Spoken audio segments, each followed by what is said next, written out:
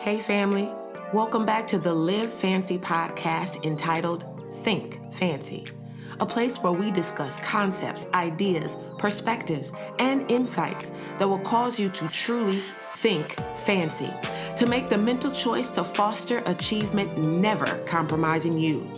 I believe there is greatness on the inside of you, and I am committed to helping you release it. Why? Because someone is waiting for you. First of all, I just want to say thank you again to all of my listeners out there. Whether this is your first time listening, whether you are a weekly listener, or you happen to pop in periodically, either way, I'm so grateful that you give me a few minutes of your day to share with you what I truly believe can help you to release greatness. So for all of you, thank you so much. And if I could ask a favor, whatever platform you might be listening on, I would greatly appreciate a review. It helps me to know that there are people out there that are being impacted by what is being shared, but it also helps others who are looking for podcasts. I know for myself, I oftentimes look at reviews to see if anyone is saying anything, and if so, what are they saying? And so you putting your review there will help someone else know that this is definitely a podcast they should tune into. So whatever platform you're on, please take a few seconds and leave me a review. And if you haven't done so already, make sure that you subscribe so that you never miss an episode. I'm pretty excited about this week's episode, and I know I say that often, but in actuality, that's probably a good thing because at least you know there's fresh content with a fresh passion that I'm delivering it with. But either way, I'm still excited about this week's episode.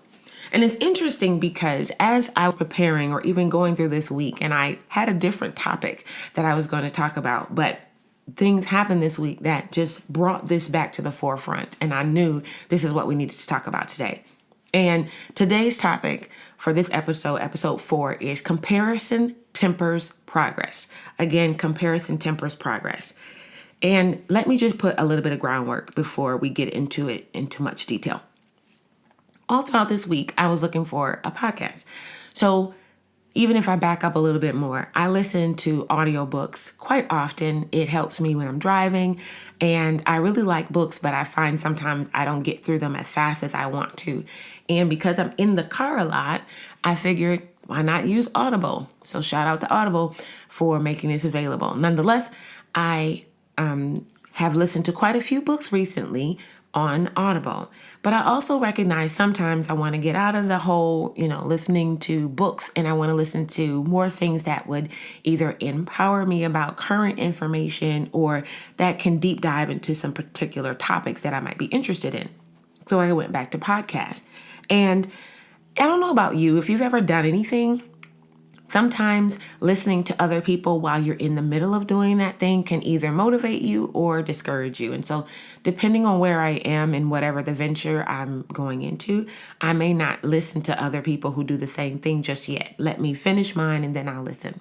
Nonetheless, I was looking for a particular podcast about a completely different topic. And as I was going through the different podcasts, I was listening and the content was good, but maybe I didn't like this person's voice, or the person's voice was soothing, but I was like, your content is lacking. Like, I don't know where you're going, and I feel like you're going around in circles. Whatever it was. And then there were some that were good, but it just didn't sit with me. And the reason I think this is so important and I'm excited about it is because it immediately made me think about my podcast. So if you're still listening, thank you. Because there must be something about either the content, my voice, the delivery, something that has grabbed your attention. And for that, I am honored to have your time in this moment. So I want to make sure I use it to the best of my ability.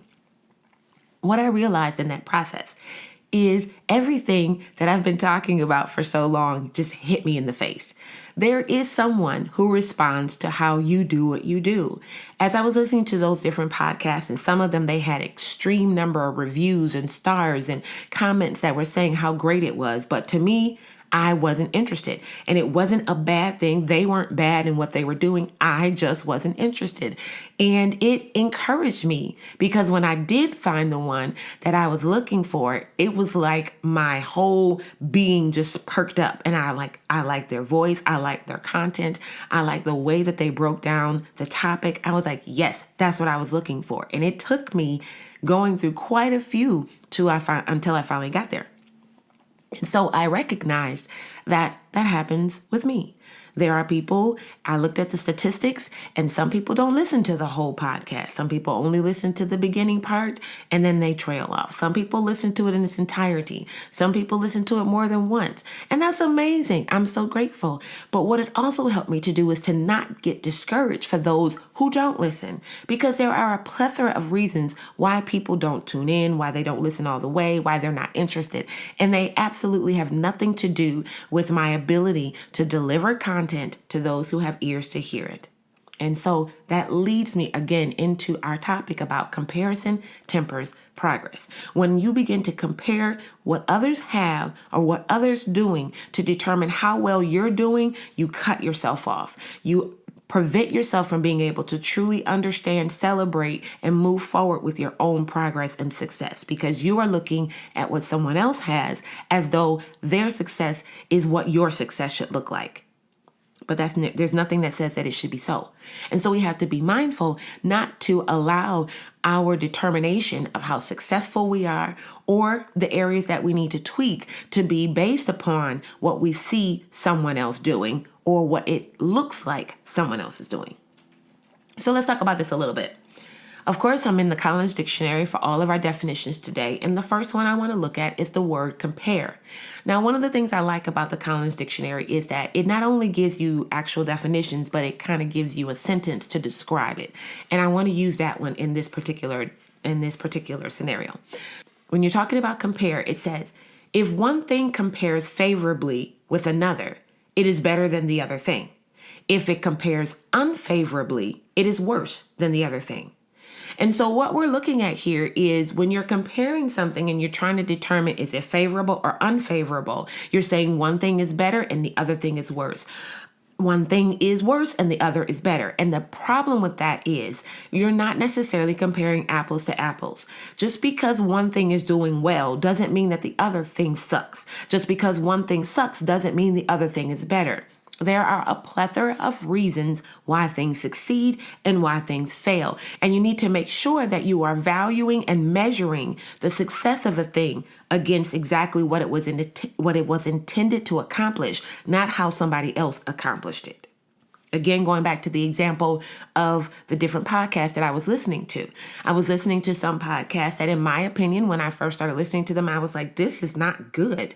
But yet they had all of these different views and they had all these reviews and they had all of these different comments and everything. And I was like, I don't even have comments at all. Like, what is wrong with my podcast? And I began to compare it to theirs as though their podcast was the measure of my success.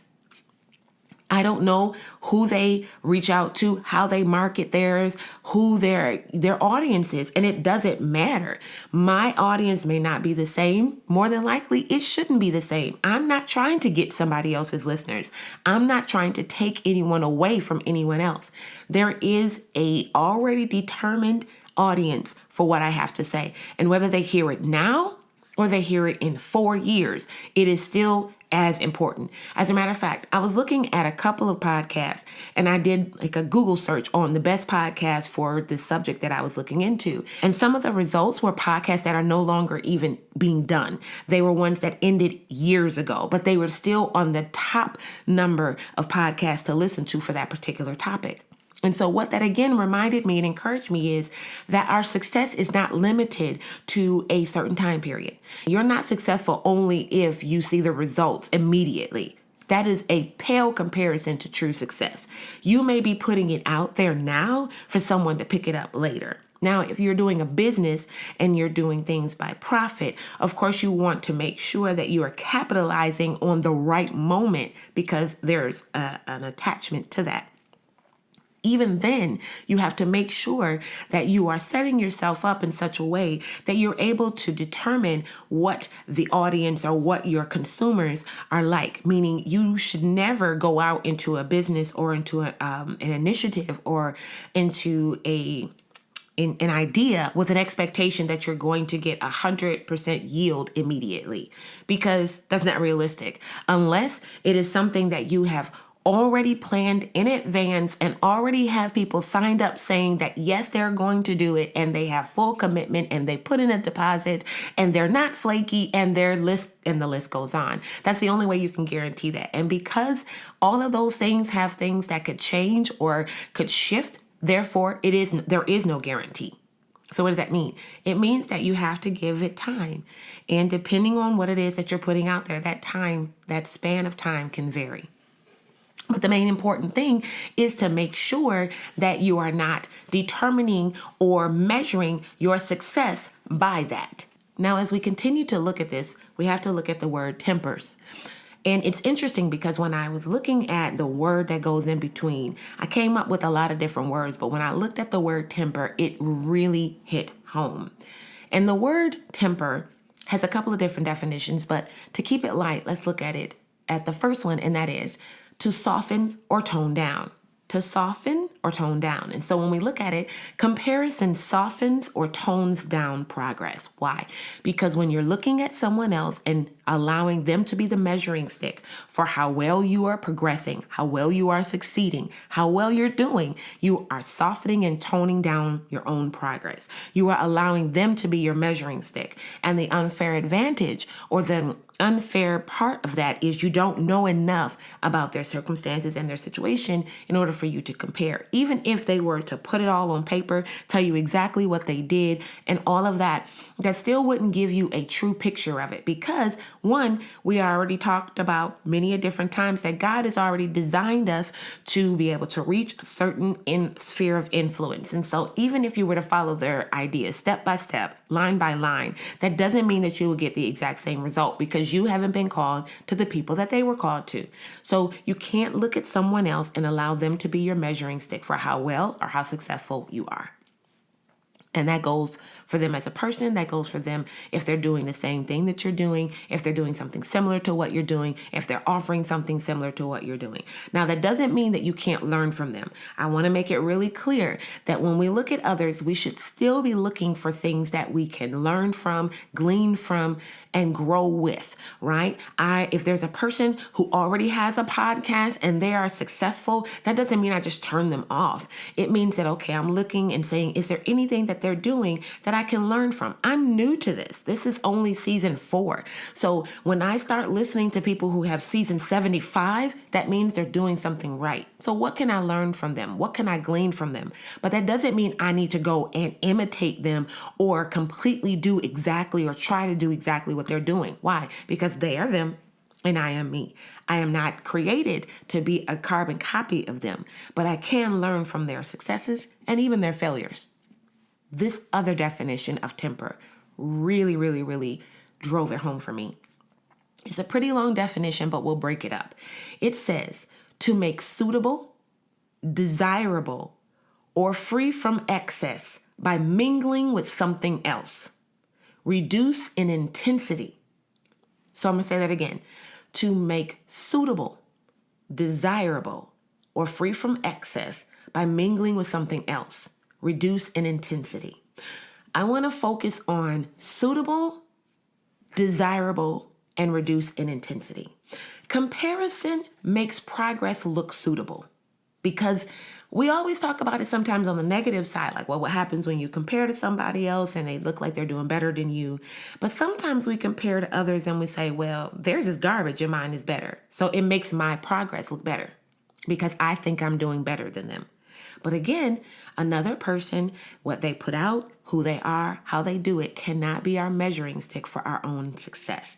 That goes on both sides, whether they're doing better or whether it seems that they're doing worse, right? So we want to make sure that we don't allow comparison to make our progress look suitable or even desirable. If we, again, look at someone and say, hey, I'm doing the same thing that they're doing. I have about the same number of followers. I have the same number of consumers. I have the same number of what have you. I must be doing good. And then we allow it to make that progress look desirable. Again, someone else is not our measuring stick. Here's the other one, reduce in intensity. Comparison allows us to reduce in intensity our progress. I don't have to try as hard because in comparison to them, I'm doing a lot. or in comparison to them, I'm doing too much. Whatever it might be, when we compare, it allows us to reduce in intensity our progress. I love that definition. It just really brought some things home. And it again tells us the main thing I want you to take away from this is no one else has the right to be the measuring stick for my success. That's the easiest way to say it. No one else has the right to be the measuring stick for my success or my failure. No one else has the right to tell me that I am doing well or doing bad in comparison to someone else. The only thing I need to compare myself to is me. Where is it that I said I want it to be, and where am I at now? And what do I need to do to get to where I want to be? If I've already arrived, then that means that I need to broaden my horizons. I need to expand my goals because we have never reached epitome. That means that we still have a ways to go. So if I've already reached where I want it to be right now, then I need to get to the next stage, the next level. And if I'm not where I want to be, then how do I get there? But my measure of success is what God says about me and me. The end. Now, of course, if you have a product or again, a service, you also want to measure your success by what your end users or your consumers are saying. If consumers are saying that your product sucks, you probably need to review that. I mean, let's just be honest. If someone was to come to me and say, I think that your podcast is horrible, I would need to review it. I didn't say I need to change it. I would need to review it because again, not everyone will like what you put out because it wasn't made for everyone. You cannot please everyone because you were not designed to do so. So you have to look at, is there any merit to what they're saying? And if not, if you are doing exactly what you were passionate and desired and set out to do, then you have to let the naysayers be the naysayers and recognize, believe, and truly embrace the fact that there is someone waiting for what you have to offer. So I want to leave you with a couple of quotes. The first one is, the fastest way to kill something special is to compare it to something else. I mean, that aligns with everything we just said, right? You are doing something and it's special and it's magnificent and it's glorious. And the moment that you compare it to what someone else is doing, you kill it because you're like, this was awesome. And then you look at somebody else's and you're like, oh, I remember I was listening to a podcast and they had music in the background. I was like, ooh, I need to have music in the background of mine. And I need to do all of this. And all of a sudden, I was focused more so on the music instead of my content. I don't want to put music behind mine. One, because I will start singing. I don't want to sing. I am in this particular space to speak to you. But again, it was like, this is special. What I'm doing is special because it allows me to completely flow as I am to share with you. And I don't need to do it like somebody else does. The last quote, don't compare your life to others. There's no comparison between the sun and the moon. They shine when it's their time. And I think that is so important. The sun is always going to be the sun. The moon is always going to be the moon. You don't need the sun at night and you don't need the moon in the morning. You need what you need when you need it. And there is someone that at the right time has been waiting for what you have to offer. And when you put it out there, when you make it available, when you share it, they will finally be able to say, yes, that, exactly. Because the reality is, we have got to realize at the end of the day, someone is waiting for you. I truly hope you are charged up as a result of this week's episode of Think Fancy. You have too much on the inside of you to just listen, so now you are empowered to do. You are indeed well able, fully capable, and properly equipped to do everything you were created and designed to do. Make this week a great one.